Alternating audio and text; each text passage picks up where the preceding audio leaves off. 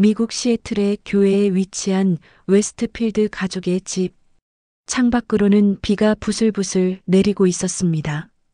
김윤희는 주방에서 분주히 저녁 식사를 준비하는 중이었죠. 넓은 주방은 화려했지만 윤희의 마음은 그렇지 못했습니다. 혼자서 오늘의 저녁 식사인 갈비찜과 각종 반찬들을 준비하는 동안 그녀의 얼굴에는 지친 기색이 역력했어요. 3년 전 결혼해서 미국에 온 이후로 매일 같은 하루를 반복하고 있었죠. 아침에 일어나 아침 식사를 준비하고 시어머니의 심부름을 하고 점심을 준비하고 집안일을 하고 저녁을 준비하는 지루한 일상이었습니다. 윤희, 오늘 저녁은 왜 이렇게 늦어? 우리 제임스는 곧 들어올 텐데. 시어머니 린다, 웨스트필드의 날카로운 목소리가 주방으로 울려 퍼졌습니다. 린다는 거실 소파에 앉아 텔레비전을 보면서도 주방에서 일하는 윤희를 견제하는 것을 잊지 않았어요. 윤희는 입술을 꾹 깨물며 대답했습니다. 이 집에 온 이후로 늘 그랬듯이 참는 수밖에 없었죠. 곧 준비돼요, 어머님. 조금만 더 기다려주세요. 아니, 미국에서는 이런 복잡한 음식 말고 간단하게 해도 된다니까. 왜 이렇게 고생을 사서 해? 남편 좋은 일 시키겠다고? 그래도 제임스는 항상 피곤해서 내 요리를 제대로 음미하지도 못하잖아. 윤희는 또다시 말문이 막혔습니다. 아무리 노력해도 시어머니의 눈에는 항상 부족한 며느리였어요. 시어머니의 말대로 간단하게 요리해도 불평이 있었고 정성껏 한국 음식을 준비해도 불평이 있었죠. 그저 숨을 깊게 들이마시고 참는 수밖에 없었습니다.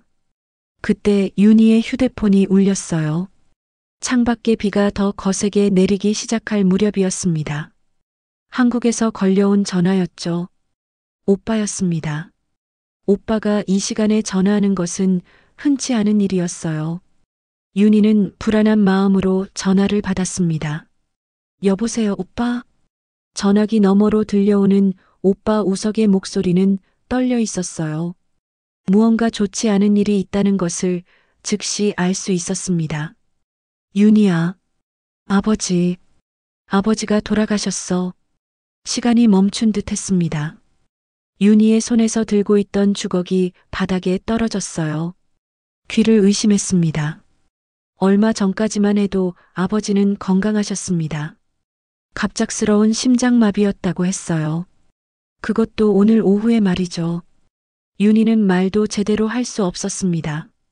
오늘 오후에 갑자기 쓰러지셨어. 병원으로 옮겼는데 이미. 윤희야, 내가 지금 와야 할 것 같아. 장례식은 사흘 뒤야. 최대한 빨리 와줘. 윤희는 그 자리에 주저앉았습니다. 몸이 떨렸어요. 눈물이 두 볼을 타고 흘러내렸습니다. 아버지, 늘 딸을 위해 희생하셨던 아버지.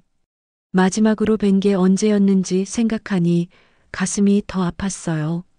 지난 명절에도 미국 생활에 적응하느라 바쁘다는 핑계로 한국에 가지 못했던 것이 후회되었습니다. 그날 밤 윤희는 거의 잠을 이루지 못했습니다. 침대에 누워 천장만 바라보며 아버지와의 추억들이 마음속에서 파도처럼 밀려왔어요.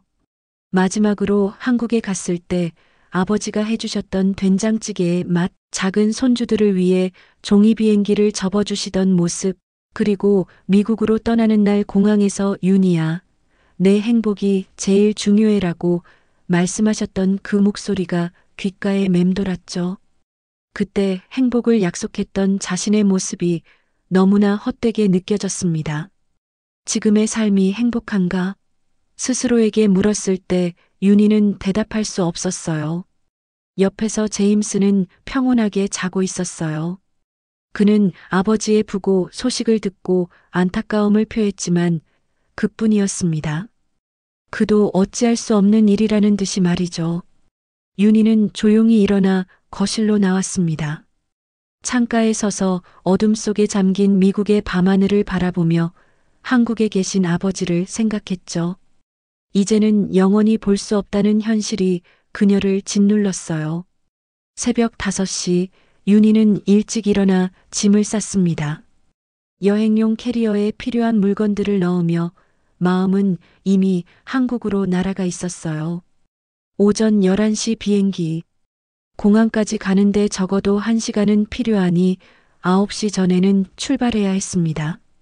시애틀의 아침 교통체증을 생각하면 더 서둘러야 했어요. 비행기 티켓은 예약했어? 아침 식사를 준비하던 윤희에게 시어머니 린다가 물었어요. 그녀의 목소리에는 여전히 불만이 묻어 있었습니다. 마치 윤희가 가족의 불편을 야기하는 것처럼 말이죠. 네, 오늘 오전 11시 비행기예요. 이제 곧 출발해야 해요. 그럼 내 병원 예약은 어떡하니? 9시 반이야. 벌써 일주일 전에 말해둔 거 아니야? 내가 운전해 주기로 했잖아. 윤희는 깊은 숨을 들이마셨습니다. 이 상황이 너무 익숙했어요. 항상 자신의 일은 뒤로 미루고 시어머니와 남편을 위해 희생해야 했죠. 하지만 이번엔 달랐습니다. 아버지의 장례식이었어요. 절대 놓칠 수 없는 일이었습니다. 어머님, 정말 죄송하지만 오늘은 제가 아버지 장례식에 가야 해요. 어머님 병원은 다른 방법을. 다른 방법? 어떤 방법이 있겠니? 제임스는 오늘 중요한 회의가 있어서 절대 빠질 수 없대. 나는 운전을 못하고 내가 나를 데려다 주지 않으면 누가 데려다 줘? 택시? 내 나이에 혼자 택시 타고 병원에 가라고? 시어머니의 목소리가 점점 높아졌습니다. 윤희는 입술을 깨물었어요. 시어머니의 병원 예약이 있었다는 것을 완전히 잊고 있었습니다. 하지만 그렇다고 해서 아버지의 장례식보다 우선순위가 높을 수는 없었죠. 그때 제임스가 주방으로 들어왔습니다. 그는 두 여자 사이에 긴장된 공기를 느꼈는지 어색하게 웃었어요. 항상 그랬듯이 그는 중간에서 어떤 입장도 취하지 않으려 했습니다. 무슨 이야기 중이야? 당신 어머님 병원 예약이. 시어머니가 말을 끊었습니다. 제임스, 내가 중요한 검진이 있는데 윤희가 한국에 간다고 나 혼자 가라는구나. 이게 말이 되니? 제임스는 난처한 표정을 지었어요.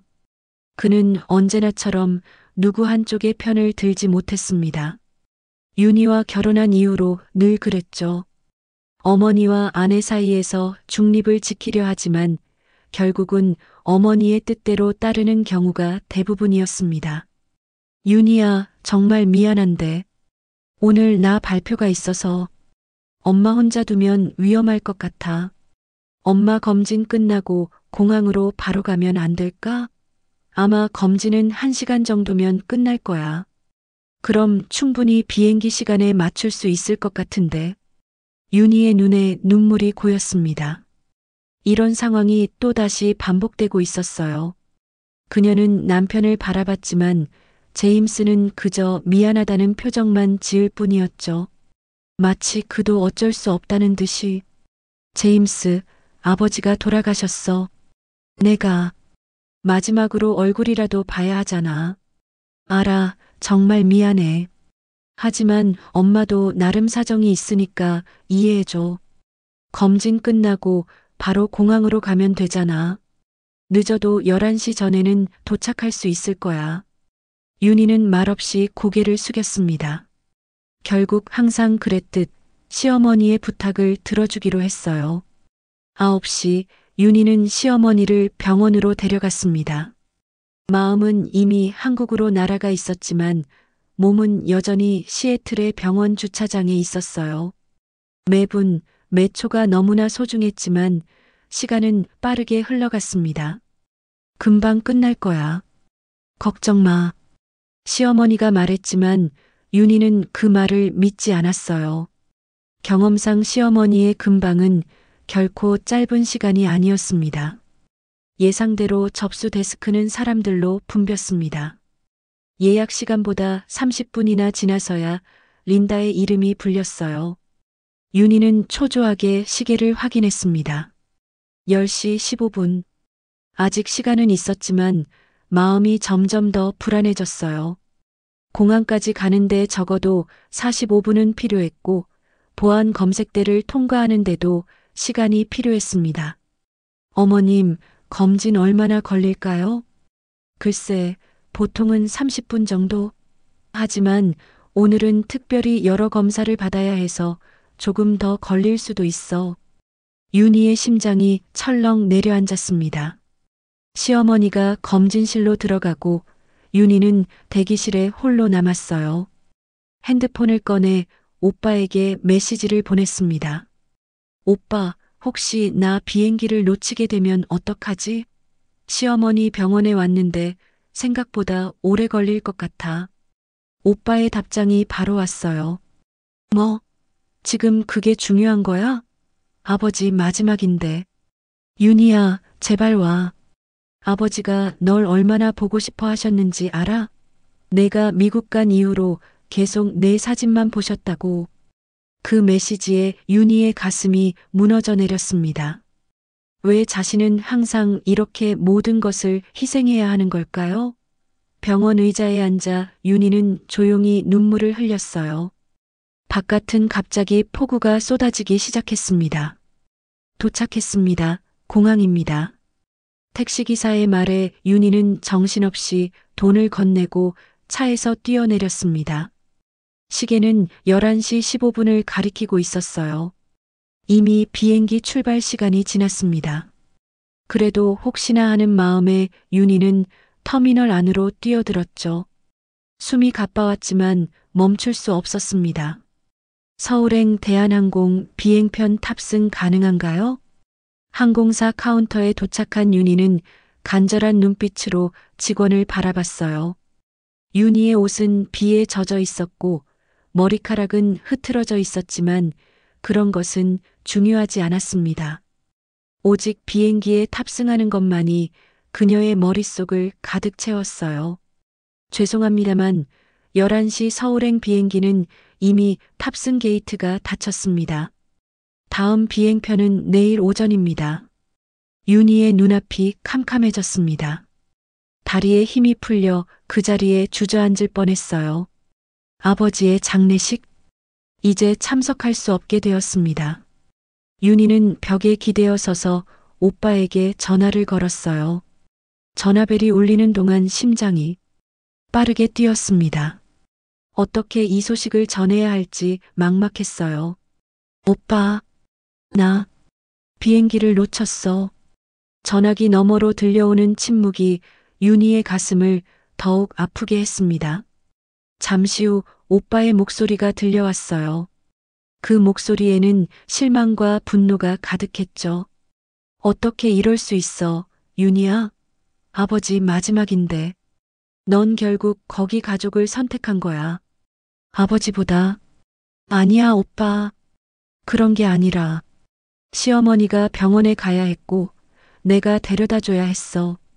그리고 비가 너무 많이 와서 길이 막히고. 더 이상 변명하지 마. 난 이해할 수 없어. 내가 어떻게 아버지 임종도 못 지키고 장례식에도 못 오는지. 오빠의 목소리가 떨렸어요. 그는 화가 난 것이 아니라 깊은 상처를 받은 것이었습니다. 윤희도 알고 있었어요. 오빠가 얼마나 힘들게 아버지를 돌봐왔는지, 그리고 얼마나 윤희를 의지하고 있었는지. 전화가 끊겼습니다. 윤희는 그 자리에 털썩 주저앉아 흐느꼈어요. 공항에 수많은 사람들이 그녀를 스쳐 지나갔지만 윤희는 완전히 혼자였습니다. 폰을 다시 꺼내보니 시어머니와 제임스로부터 여러 개의 부재중 전화와 메시지가 와 있었어요. 윤희야, 어디 갔어? 병원에서 널 찾았는데 없더라. 왜 갑자기 나를 두고 가니? 이렇게 무책임하게 굴 줄은 몰랐다. 윤희는 메시지를 무시하고 공항 라운지 의자에 앉았습니다. 비행기는 놓쳤고 아버지의 장례식에도 참석할 수 없게 되었어요. 그녀의 마음은 산산조각 나 있었습니다. 이제 무엇을 해야 할지 모르겠다는 생각뿐이었어요. 아버지, 정말 죄송해요. 윤희는 작은 목소리로 중얼거렸습니다.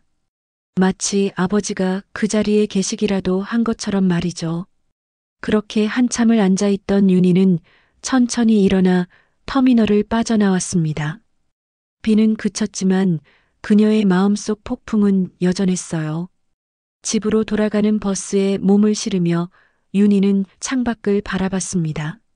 모든 것이 멍하게 느껴졌어요. 마치 현실이 아닌 악몽을 꾸고 있는 것 같았습니다. 집에 도착했을 때는 이미 오후 3시가 넘어 있었습니다. 현관문을 열자마자 시어머니의 목소리가 들려왔어요. 그녀는 거실 소파에 앉아 텔레비전을 보고 있었습니다. 도대체 어디 갔다 온 거니? 나를 병원에 홀로 두고. 윤희는 아무 말도 하지 않고 자신의 방으로 향했습니다. 하지만 시어머니가 그녀의 팔을 잡았어요. 린다의 얼굴은 분노로 일그러져 있었습니다. 내 말이 안 들려? 내가 얼마나 당황했는지 알아? 제임스가 급히 나를 데리러 와야 했어. 회의도 중간에 나와서. 도대체 무슨 생각이었니? 윤희는 천천히 고개를 들어 시어머니를 바라봤습니다. 그녀의 눈에는 더 이상 눈물이 없었어요. 그저 공허함만 가득했죠. 3년간 참아왔던 모든 감정이 그 순간 무덤덤함으로 변해 있었습니다. 비행기를 놓쳤어요. 아버지 장례식에 갈 수 없게 됐습니다. 시어머니는 잠시 당황한 듯 했지만 이내 평소의 표정으로 돌아왔어요.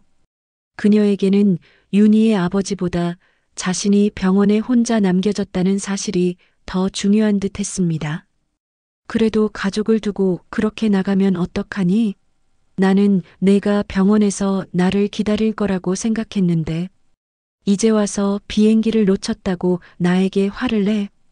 윤희는 더 이상 듣고 싶지 않았습니다. 그냥 방으로 들어가 문을 닫았어요. 침대에 누워 천장을 바라보며 생각했습니다. 왜 나는 이렇게 살고 있지?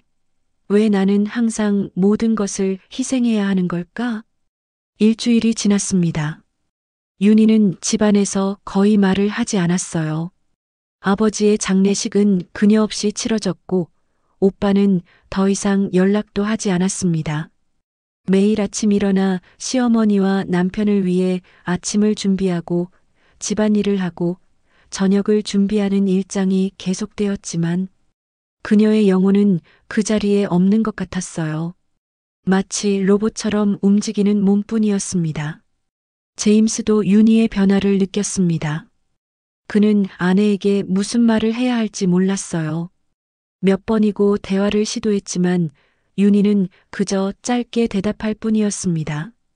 시어머니 린다는 며느리의 우울한 모습에 점점 더 짜증을 내기 시작했어요. 대체 언제까지 그렇게 침울하게 있을 거니? 인생은 계속되는 거야.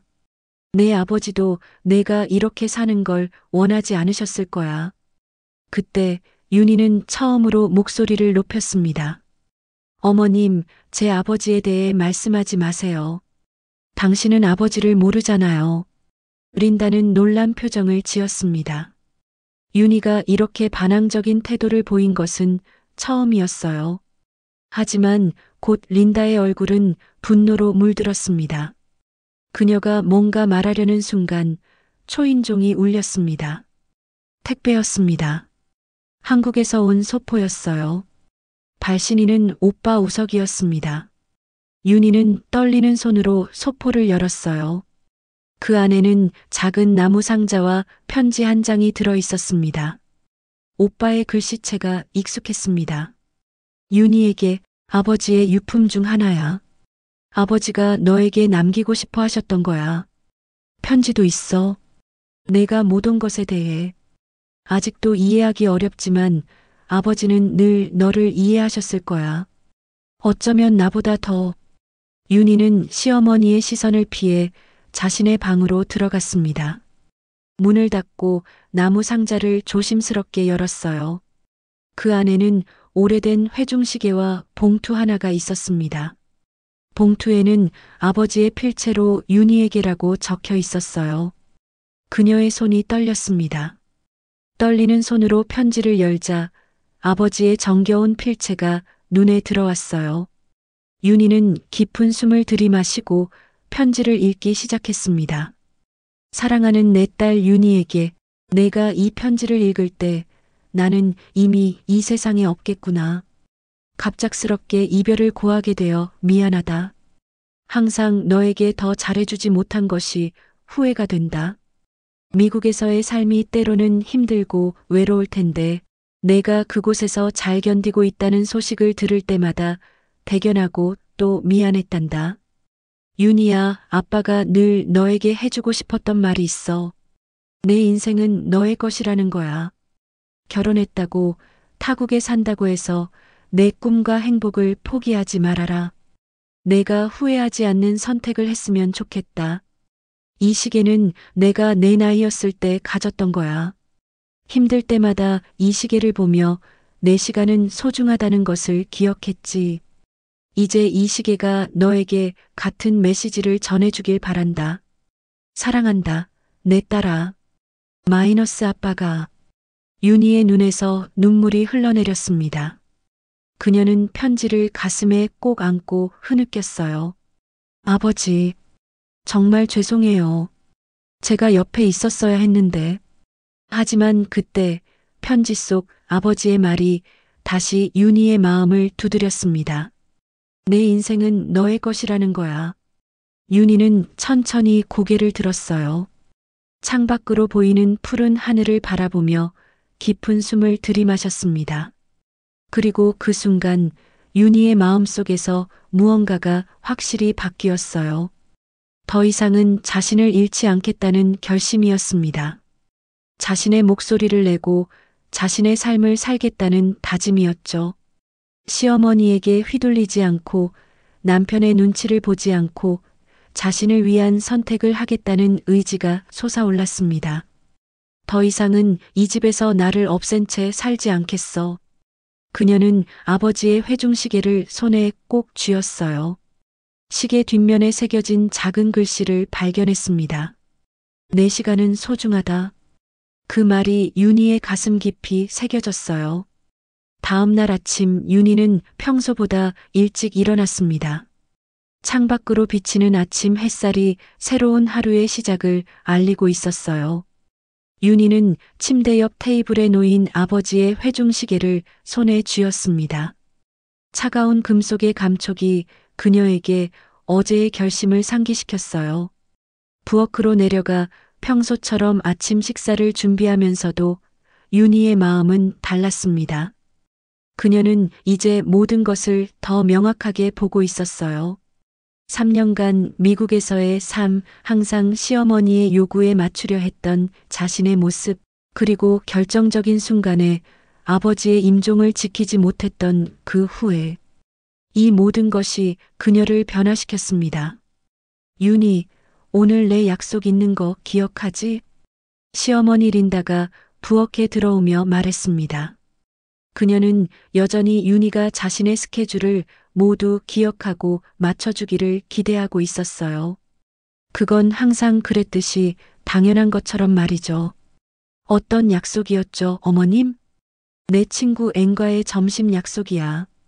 그리고 오후에는 정원 클럽에 가야 하고, 너도 같이 가서 도와줬으면 좋겠어. 앤이 내 김치전을 좋아한다고 했잖니. 오늘 아침에 준비해 줄 수 있을까? 과거의 윤희라면 아무 말 없이 고개를 끄덕였겠지만 오늘의 윤희는 달랐습니다. 그녀는 천천히 시어머니를 바라봤어요. 더 이상 두려움이나 죄책감 없이 자신의 의사를 표현하기로 했습니다. 오늘은 어려울 것 같네요. 제가 할 일이 있어서요. 린다의 표정이 굳어졌습니다. 그녀는 윤희의 거절에 익숙하지 않았어요. 무슨 일인데 내 부탁을 거절하니? 그것도 앤 앞에서 나를 난처하게 만들고. 개인적인 일이에요. 윤희는 차분하게 대답했습니다. 그녀의 목소리에는 더 이상 불안함이 없었어요. 그때 제임스가 부엌으로 들어왔습니다. 그는 두 여자 사이의 긴장감을 즉시 감지했어요. 항상 그랬듯이 중재자의 역할을 하려 했습니다. 무슨 일이야? 린다가 먼저 입을 열었습니다. 내 아내가 갑자기 제 할 일이 있다면서 나를 도와주지 않겠대. 앵과의 약속인데 이제 와서 이러면 어떡하니? 제임스는 당황한 표정으로 윤희를 바라봤어요. 무슨 일이 있어? 윤희는 깊은 숨을 들이마셨습니다. 이제는 솔직해질 때였어요. 나 오늘 취업 상담 예약했어. 미국에서도 내 경력을 이어가고 싶어. 제임스의 눈이 커졌습니다. 윤희가 결혼 전 한국에서 출판사 편집자로 일했다는 것을 알고 있었지만 미국에서 일하고 싶다는 이야기는 처음 들었어요. 갑자기 그게 무슨 소리야? 지금까지는 괜찮았잖아. 우리 이야기한 적 없는데. 괜찮지 않았어, 제임스. 단지 내가 말하지 않았을 뿐이야. 나도 내 삶이 필요해. 항상 당신 가족만을 위해 살 수는 없어. 린다가 말을 끊었습니다. 난 이해할 수 없네. 우리 가족이 널 얼마나 잘 대해줬는데 이렇게 배은망덕하게 굴다니. 내가 이 집에 와서 한 일이라곤 밥 짓고 청소하는 것뿐이었잖아. 그것도 제대로 하지 않으면서. 윤희는 차분하게 대답했어요. 어머님, 저는 가족을 버리는 게 아니에요. 단지 제 삶도 함께 살고 싶을 뿐이죠. 3년 동안 저는 이 집을 위해 최선을 다했어요. 하지만 이제는 제 자신을 위한 시간도 필요합니다. 아침 식사는 어색한 침묵 속에서 끝났습니다. 제임스는 출근 준비를 하며 윤희에게 다가왔어요. 그의 눈에는 혼란과 걱정이 가득했습니다. 정말 일하고 싶은 거야? 윤희는 고개를 끄덕였습니다. 응. 내가 한국에서 얼마나 일을 좋아했는지 알잖아. 여기서도 뭔가 의미 있는 일을 하고 싶어. 내 정체성을 되찾고 싶어. 제임스는 한숨을 쉬었어요. 알았어. 내가 원한다면. 하지만 엄마를 이해해줘. 엄마는 그저 가족의 전통적인 가치를 중요하게 생각하시는 거야. 그 전통적인 가치가 내 삶을 희생해야 한다는 뜻은 아니야. 더 이상은 나를 잃고 싶지 않아. 윤희는 그날 취업 상담을 받고 몇 군데 지원서를 제출했습니다. 집에 돌아왔을 때 거실에는 시어머니가 앉아 있었어요. 그녀의 표정은 심각했습니다. 윤희, 우리 이야기 좀 해야겠구나. 린다의 목소리는 평소보다 더 차가웠어요. 내가 제임스와 상의했는데 이제 내 집은 너무 커서 혼자 관리하기가 힘들어. 그래서 이제 너희 집에서 같이 살기로 했어. 윤희의 심장이 멈추는 것 같았습니다. 네, 여기서 같이 살자고요? 그래. 내 간병도 내 몫이 될 거야. 나이가 들면 자식이 부모를 모시는 게 당연한 거 아니니? 너희 한국에서도 그렇게 하잖아. 윤희는 그 자리에 얼어붙었습니다. 시어머니가 아예 함께 살겠다고? 그것은 그녀의 삶이 완전히 시어머니에게 종속된다는 의미였어요. 그녀가 그동안 참아왔던 모든 것들이 앞으로는 더 심해질 것이라는 의미였습니다. 윤희는 자신의 방으로 들어가 문을 닫았습니다. 심장이 빠르게 뛰었고 머릿속은 복잡한 생각들로 가득했어요. 지금도 힘든데 앞으로는 어떻게 될지 상상도 할 수 없었습니다. 창가에 앉아 바깥 풍경을 바라보며 윤희는 깊은 생각에 잠겼습니다. 윤희는 옷장 문을 열었어요.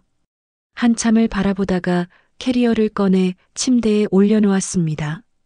천천히 하지만 확실한 동작으로 그녀는 필요한 옷가지와 개인 물품들을 캐리어에 정리하기 시작했어요. 이제 결정을 내릴 때였습니다. 저녁이 되자 제임스가 집에 돌아왔습니다. 윤희는 그를 거실에서 기다리고 있었어요. 시어머니는 자신의 방에 들어가 있었죠. 윤희의 옆에는 캐리어가 놓여 있었습니다. 오늘 어땠어? 취업 상담은 잘 됐어? 제임스가 미소를 지으며 물었습니다.